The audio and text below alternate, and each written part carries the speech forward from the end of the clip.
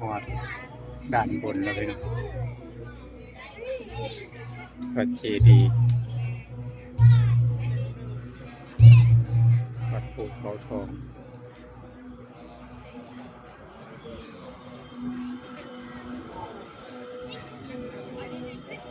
สาธุบุญน้องกันผู้ใดเห็นคลิปนี้ขอให้ทำให้ด้วยผู้พ่อแต่สิ่งที่ดีๆ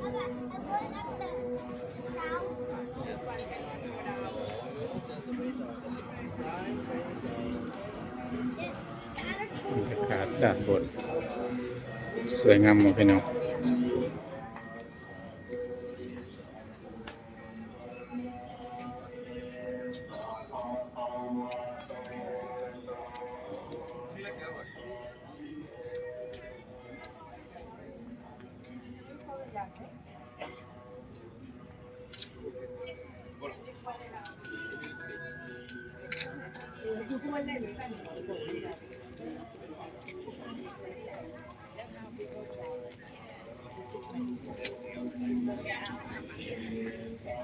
บรรยากาศด้านบน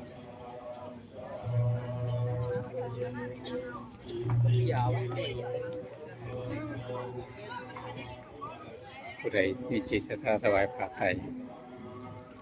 ได้ส่งน้ำกัน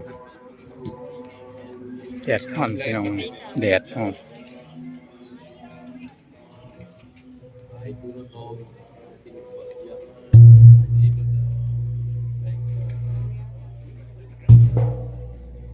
มีผ้าแดงให้เขียนชื่อของพี่น้อง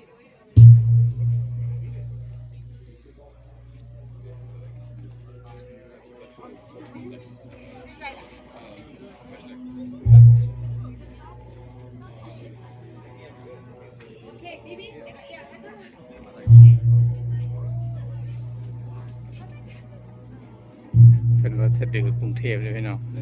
วัดสะดือกรุงเทพอยู่มองนี้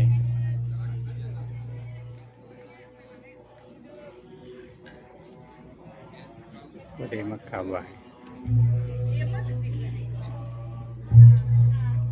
ไว้พบกันคลิปให้พี่น้องคลิปนี้ผมจะต้องสวัสดีครับ